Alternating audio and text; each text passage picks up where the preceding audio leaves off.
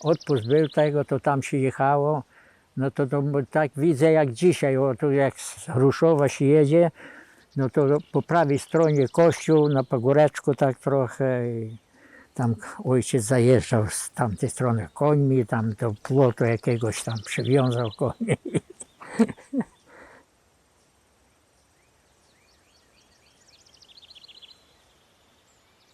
16 sierpnia 1945 roku polski komunistyczny rząd podpisał traktat graniczny ze Związkiem Radzieckim.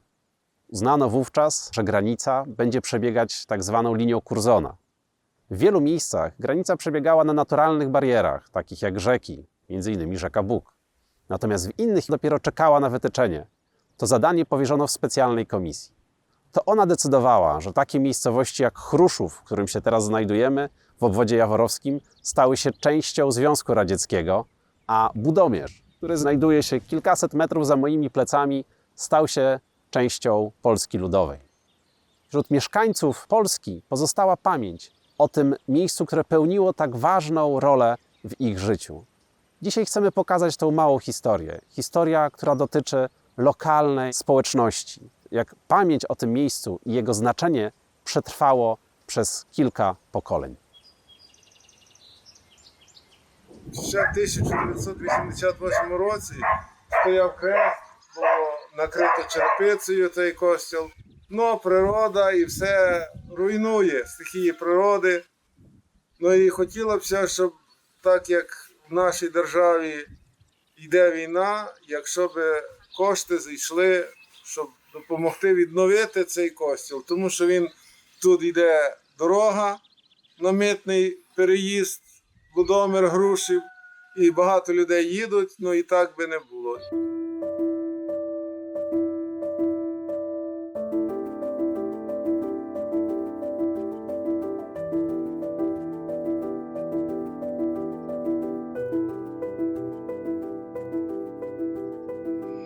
Początki Chruszowa sięgają XVI wieku, kiedy król Zygmunt August przekazuje tutejsze dobra rodowi lityńskich herbu Sas, co następnie potwierdza dekret Sejmu Lubelskiego.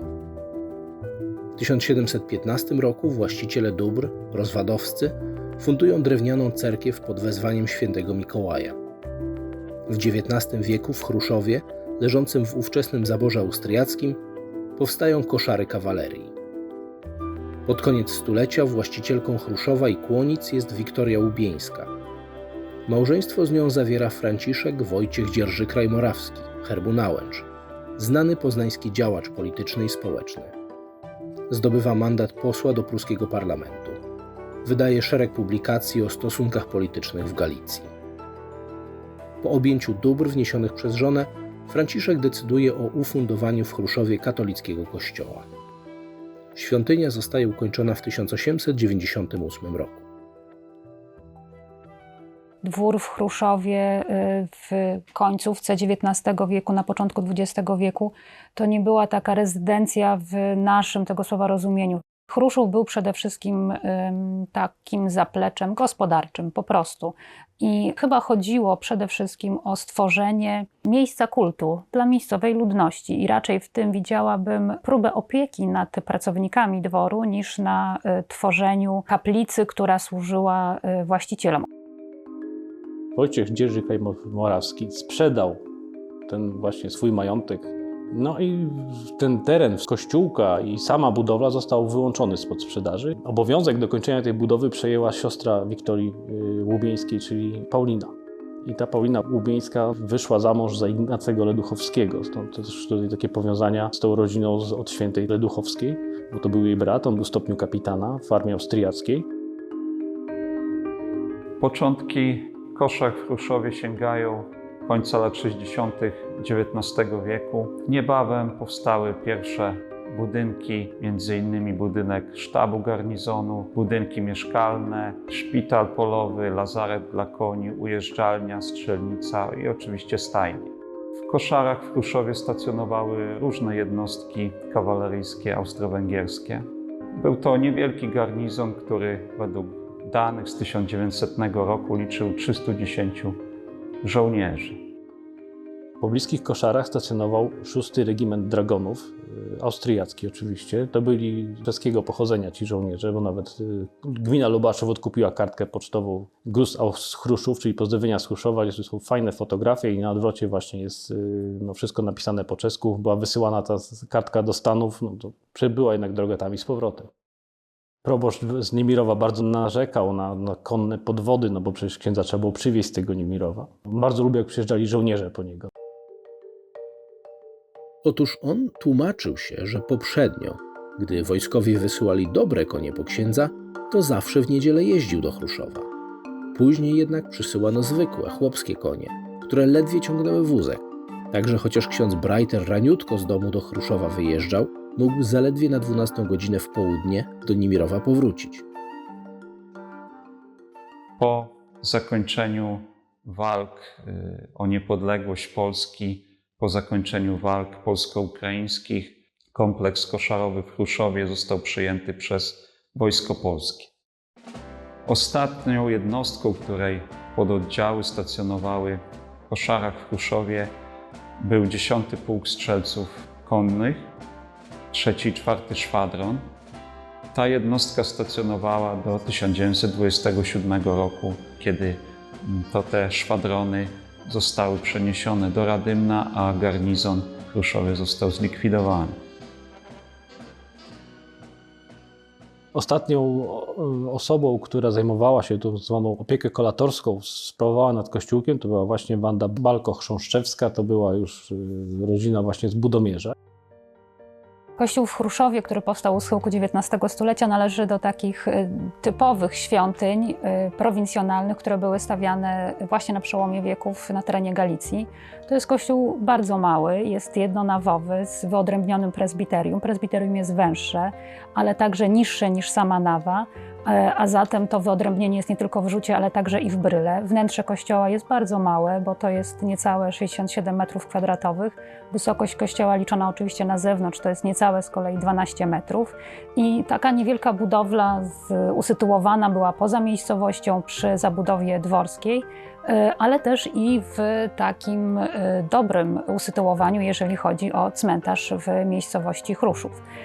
O kościele należy jeszcze powiedzieć to, że jest to taka budowla, którą moglibyśmy określić mianem budowli neogotyckiej, skromnej, ale jednak neogotyckiej. Sklepienie tej budowli to jest sklepienie krzyżowe, ostrołukowe. Co ciekawe, te sklepienie zostały wyciągnięte w cegle i w deskach drewnianych, oczywiście pokrytych stosownym tynkiem. Otwory okienne, portal także jest ostrołukowy. O tej świątyni należy jeszcze wspomnieć to, że jej fasada także wpisuje się w ten styl neogotycki. Pierwotnie ujmowały ją pinakle, w tej fasadzie znajduje się też fryz arkadkowy, a sam szczyt zwieńczony jest żeliwnym krzyżem.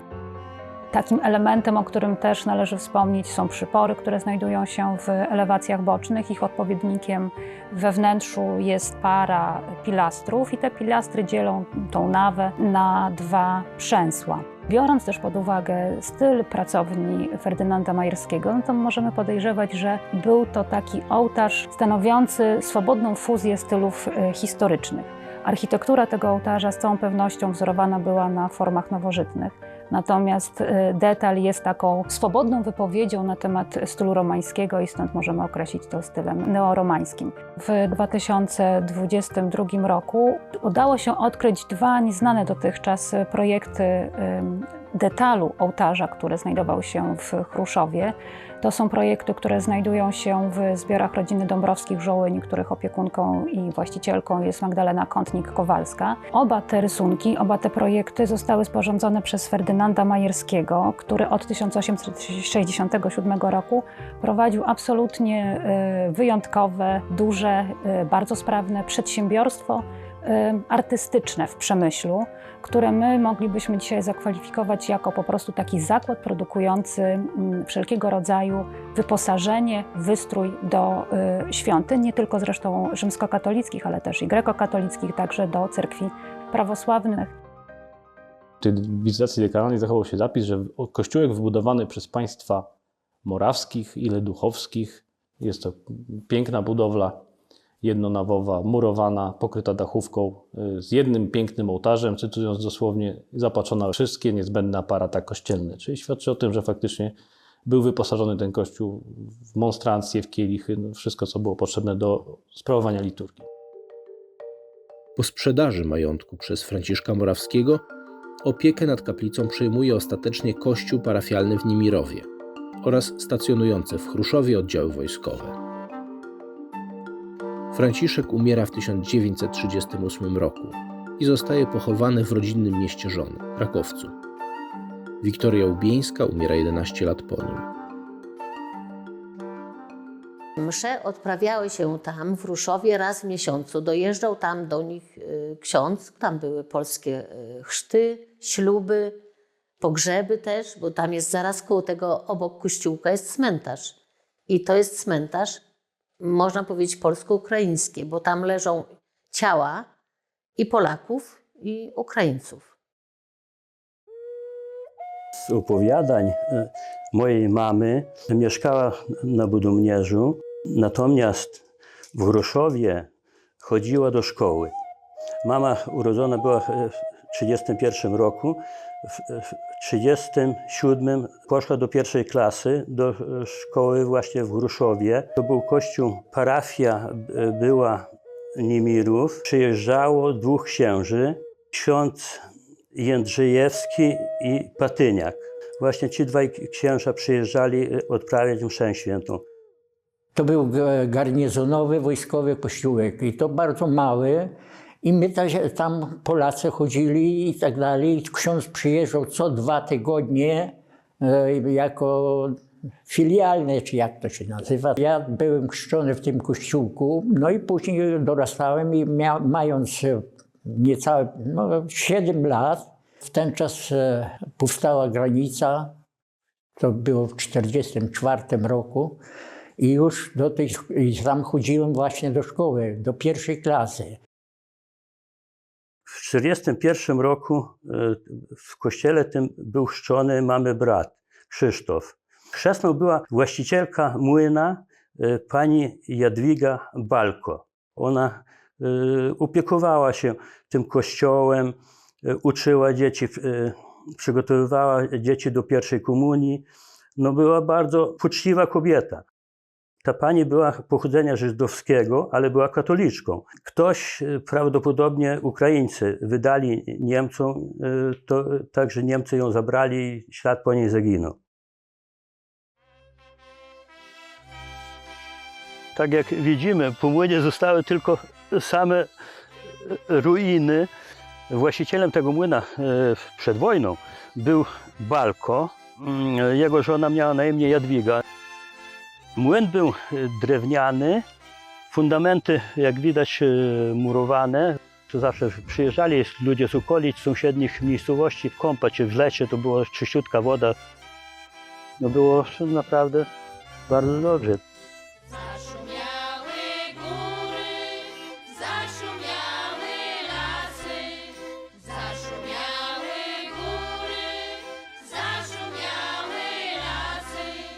Gdzie się to podziały, starodawne czasy. Tutaj mieszkaliśmy od początku. Razem do szkołyśmy chodzili, do jednej klasy, jak to się mówi, Tak, razem do szkoły. podstawówki całej. Za Niemców jeszcze tam do szkoły chodziłem, a później jak Ruscy natarli tutaj, magazyn Niemcy podpalili, bo mieli tutaj w Chruszowie magazyn z amunicją. Dla dzieci jeszcze tym bardziej było strach, bo to ułamki leciały. Myśmy za fasolą, która na tyczkach była dosyć obszar, no ja wiem, może tam 5 are, 2 are, no trudno mi tam powiedzieć. To nam ojca nie było, bo ojciec był na froncie i tak dalej. No to ojca stryj, bo nas 2 rodziny mieszkało razem, to nas pierzynami poprzekrywał, żeby te ułamki chroniły ta fasola Dawniej mówili, że przez pióra nie przechodzi kula. Tak, i przez pierzyny no jest gdzieś łagodniejsze uderzenie czy coś takiego. No, to było straszne, ale później po tym wybuchu, jak już Ruscy przyszli, poszliśmy jeszcze do tego kościoła, chodziliśmy, no to wkoło tego kościoła tam jest taka trawa, łąka czy coś takiego, czy ten kościółek od wioski trochę był z dala i tamśmy chodzili na msze i to po tych pociskach, bo tam jeszcze nie posprzątali, dużo było takich, że nie wybuchły, a wyrzuciła ta eksplozja tego magazynu. Tam jak Niemcy uciekali, wzięli to zapalili. I to tak strzelało, wiesz, te kule lecieli, a jedna padła na kościół i nie splądowała. Leżała na kościele ta kula. Wszyscy się bali, że kiedyś padnie, kościoła nie będzie i ludzi pobije, wszystko jedno. Polacy i Ukraińcy żyli w zgodzie, spotykali się razem, wszystko było w jak najlepszym porządku. Ale potem, w tym czasie, jak już zaczęły się tworzyć bandy, to wspominała mama, że koleżanki wszystkie od niej się odwróciły. Mama zawsze mówiła, że ona nie czuje nienawiści, tylko chce prawdy. Później nam gospodarstwo spalili całkowicie, bo było wszystko pod strzechą. Tam się kilka domów spaliło na tym Budomierze, to nawet chyba, ja wiem, z 8-10 gospodarstw spalonych zostało. I tam, gdzie ten rodzinny dom męża, tam do dziś nie ma nic. Tam jest, Tak. wtedy spalone były budynki, nie ma nic tam. Każdy miał zrobiony taki bunkier, taki schron, że w takim razie schronie- czegoś uciekało się tam, To kryło jak my się popalili, a to dla dzieci co jest? jak my się popalili, to w takim schronie właśnieśmy siedzieli tam w ziemiance 2 tygodnie czy 3. Tak było, naprawdę było bardzo, bardzo ciężko. Potem już nie było powrotu. Zostali dzieci, rodzice zostali wywiezieni albo odwrotnie, albo dziecko zostało z tamtej strony, a z tej strony rodzic, bo już nie mógł wrócić. Jak na przykład wyszedł z Chruszowa, tutaj w stronę Lubaczowa, naszą stronę, wracając do domu, a nie wiedzieli, że to już nie wolno. Granica już było wojsko, już Sowieci nie puścili na tamtą stronę. Więc dziecko zostało z tamtej strony, już nie puścili do rodzica, a z kolei rodzica nie puścili na tamtą stronę. Niektórzy znam z opowiadania, bo teściu mi opowiadał, że matka zostawiła córkę, bo wyszła matka tutaj w tą stronę do Lubaczowa, aby się upewnić, czy córka żyje, to córka wychodziła, bo to było wszystko widać, wychodziła z drugiej strony, a ona z strony od nas, polskiej, miała ciągle jakąś chusteczkę białą i tylko poruszała chusteczką, a tamta podniosła rękę i w ten sposób sobie dawali znak, że ja żyję i ty żyjesz. Przychodzili niektórzy ludzie też tak nielegalnie, ale często zostali zatrzymywani. I tak ciężko było, no bardzo to ciężko przechodzili. Ale to nie było na to rady. No, żyło się jak się żyło, ale najgorzej się wspomina wojnę. Jako dzieci. Najgorzej. Teraz to się człowiek martwi, tu wojna, tam wojna. A my wiemy, co wojna.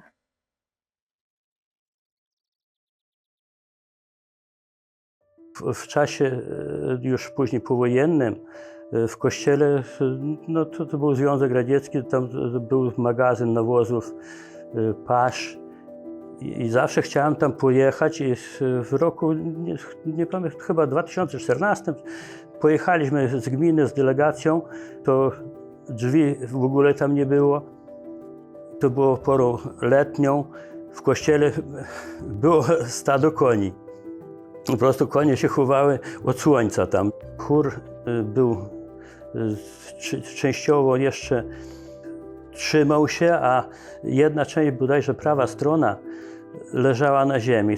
To wszystko było połamane, dach zniszczony. Później na zebraniu rzuciliśmy taki temat, że może dobrze by było tym kościółkiem się zająć, bo to no, takie pewne te wspomnienia starszych osób. I wójt podjął temat. W odniesieniu do kościółka w Chruszowie samorząd gminy Lubaczów łącznie ze Stowarzyszeniem Inicjatyw Społeczno-Gospodarczych Gminy Lubaczów działania podejmował już od dobrych kilku lat w zakresie przeprowadzenia prac remontowych i renowacyjnych. Przygotowanie do całego procesu renowacji kościółka musiało się wiązać z przygotowaniem współpracy na poziomie administracyjnym pomiędzy naszą gminą a gminą nie tylko Niemirów, ale także gminą Drochomyśl, na terenie której położona była wieś Chruszów. Do tego procesu włączyły się również władze powiatowe, rejonowe w Jaworowie, ale także ksiądz arcybiskup Mokrzycki i ksiądz Marek Niedźwiecki z Jaworowa. Nasze społeczności polskie, czy nasze społeczności wyznaniowe, rzymskokatolickie w naszym rejonie są grupami nielicznymi. Ja mam parafię w Jaworowie 100 osób. To są Polacy, to są osoby polskiego pochodzenia, to są już także i Ukraińcy. To dzięki ich pracy początkowej udało nam się te kościoły czy te budowle odzyskać.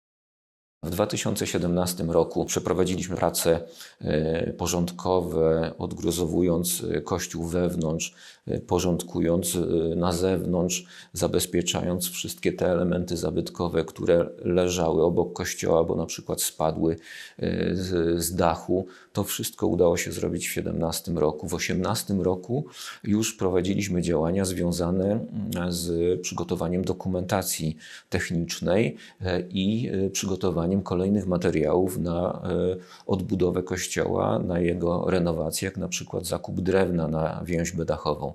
Zabezpieczyliśmy całą dachówkę, która nadawała się jeszcze do wykorzystania i ona jest złożona wewnątrz tego kościółka i czeka na kolejne prace.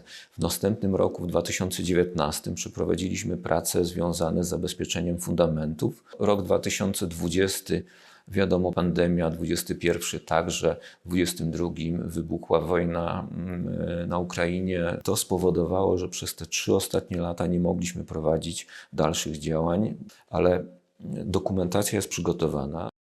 Jest to część dziedzictwa tej gminy, bo przed wojną Chruszów leżał właśnie w granicach gminy Lubaczów. Gdyby się udało, że ten kościół zacznie sobie żyć swoim życiem, jest to świetne miejsce do spotkań takich ekumenicznych, nawet pograniczników polskich czy ukraińskich z okazji różnych świąt. Pewno da się radę jeszcze kiedyś wejść do niego i po prostu posłuchać jeszcze tam mszy.